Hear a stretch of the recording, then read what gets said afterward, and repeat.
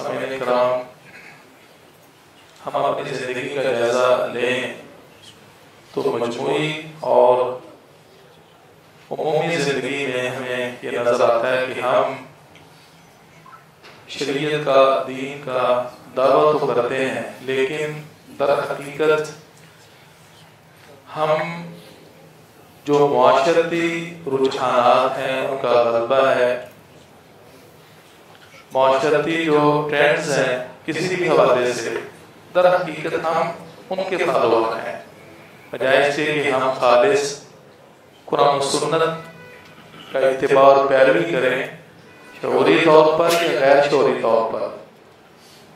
ایک سستی اور کاہلی کرتے ہوئے یا پھر دینی کمزوری کی وجہ سے ہم موجودہ فیشن ٹرینڈز یا پھر جو ایک عمومی معاشرتی رجحانات ان کے پیچھے لگے ہوئے ہیں۔ ایمان کا جنازہ نکل جائے تو نکل جائے، نبی مکرم صلی اللہ علیہ وسلم کی سنت کی مخالفت ہوتی ہے تو ہوتی جائے، اللہ رب العزت کی توحید میں فرق آتا ہے تو آتا جائے۔ یہ دیکھا دیکھی والا جو معاملہ ہے نا، یعنی ہمارا جو اس وقت پریکٹیکلی ایک معمول ہے عملی زندگی میں جو طریقہ کار ہے، وہ دیکھا دیکھی والا ہے، وہ ایک تقلیدی روش ہے جو عموماً لوگوں میں چیز ایک رائج ہے، اس کو اپریشیٹ کیا جاتا ہے، اس کو اچھا سمجھا جاتا ہے، معاشرے میں اس کی وقت اور قدر ہے۔ چاہے جائے کہ ہم فرق کریں، اس کو شریعت کی کسوٹی پہ پرکھیں، ہم اس طرف توجہ نہیں دیتے، اور کبھی انسان ایمان سے ہاتھ دھو بیٹھتا ہے، کبھی رسول اللہ صلی اللہ علیہ وسلم کی سنت کی مخالفت۔ تو مجموعی طور پر یہ زندگی یہ اس رسول کے مطابق نہیں ہے۔ صحابہ کرام کی زندگی کو ہم دیکھتے ہیں، کوئی بھی مسئلہ پیش آتا ہے، یعنی معاشرتی طور پر ایسا عمل دیکھتے، کسی کی زبان سے ایسا کلمہ سنتے تو فوراً نبی مکرم صلی اللہ علیہ وسلم کی خدمت عالیہ میں حاضر ہو کے استفسار فرما لیا کرتے تھے۔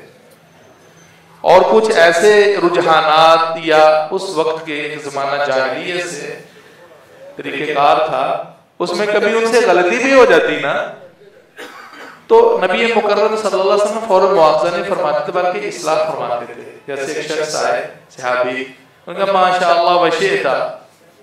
جو اللہ کی اور آپ کی مرضی، جو آپ چاہیں، جو اللہ چاہے اور آپ چاہیں، ایسے نہیں کہنا ماشاء اللہ ثم شئت، پہلے اللہ کی مشیت اور مرضی، میں بھی اسی کی مرضی کا تابع ہوں، پھر میری مرضی، کیونکہ آپ کا جو منصب تھا وہ منصب نبوت تھا۔ تو گویا ہے کہ یہ جو کلمہ رب تعالیٰ کے ساتھ اور رسول اللہ صلی اللہ علیہ وسلم کو شریک اس حوالے سے کہ اللہ کی منشا اور مرضی مشیت کو وہ رسول اللہ صلی اللہ علیہ وسلم اور دونوں کی مشیت کو ایک درجے میں رکھا جائے، آپ نے اس کی اجازت نہیں دی۔ سامعین کرام، ہم جب اپنا ایک وضع قطع ظاہری دیکھتے ہیں تو یہ جو ٹرینڈ چل رہا ہے ہم اس کے مطابق چل رہے ہیں۔ اپنی شکل و صورت دیکھیں، اپنا لباس دیکھیں، اپنے جو سمجھیں خوشی غمی کے تہوار ہیں، ہم شریعت کو سامنے نہیں رکھتے۔ یعنی ایک جو میزان ہوتی ہے نا کہ کہیں یہاں کام غلط نہ ہو جائے، وہ تصور ہم چھوڑ دیتے ہیں، اس کا بہت بڑا نقصان ہے۔ اب یا تو لا علمی کے طور پر ہو رہا ہے یا ہو جاتا ہے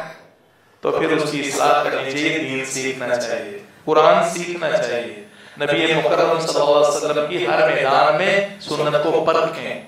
یہ وضع قطع لباس اب موٹی سی مثال ہے، اب عموماً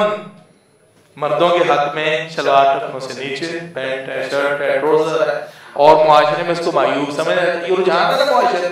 معاشرتی ٹرینڈ اور فیشن کیا ہے کہ عورت تو ہاف پنڈلی تک اپنے پجامے کو لے جائے تو اس کو اپریشیٹ کیا جاتا ہے، یہ ماڈرن گرل ہے، اس کو اچھا سمجھا جاتا ہے۔ ہماری بصیرت یہاں تک گر گئی ہے، اخلاقیات کا جنازہ اس قدر نکل چکا ہے کہ جس کو شریعت نے گناہ بے حیائی اور گناہ کبیرہ قرار دیا ہے، بہت سی ایسی چیزیں ہیں، اس گناہ کبیرہ کو ہم معاشرتی ٹرینڈ میں اپنا لیتے ہیں۔ شلوار ہے ٹخنوں سے نیچے اور خود کچھ جاتا ہے، داڑھی ہے تو کیا عموماً چونکہ کوئی بات نہیں ہے، تو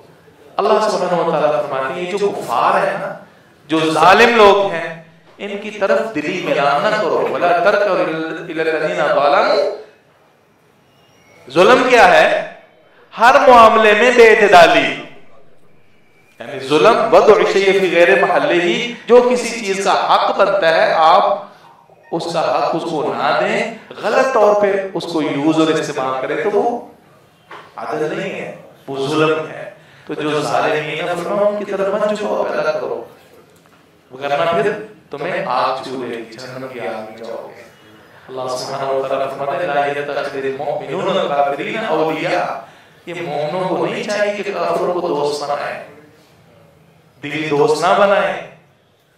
من تشبہ بقوم فہو منہم، جو کسی بھی قوم کے ان معمولات میں،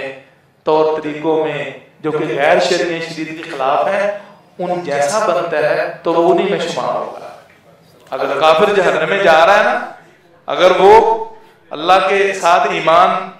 نہ لا کر، خلاف شریعت زندگی گزار کر، نبی کو نہ مان کر وہ اللہ کے عقاب اور سزا سے دو جا رہا ہے، تو مسلم اس کی نقل و حرکت کو اپنا کر، اس کو اپریشیٹ کر کے دلی لگاؤ اور اس کو پسند کر کے، وہ نتیجہ دونوں کا ایک ہے۔ رب تعالیٰ سے دعا ہے کہ اللہ سبحانہ و تعالیٰ ہمیں یہ بنیادی طور پر توفیق نصیب فرمائے اور یہ فکر بچوں میں کنورٹ کریں۔ بچوں کی تربیت میں، معاشرے کی تربیت بہت ضروری ہے، شرعی اور دینی نہج پر، طریقے پر، کہ ہم نے جو عمومی غیر شرعی، جو تو شریعت کے مطابق ہے، رسم و رواج کسی بھی معاشرے کوئی حرج نہیں ہے،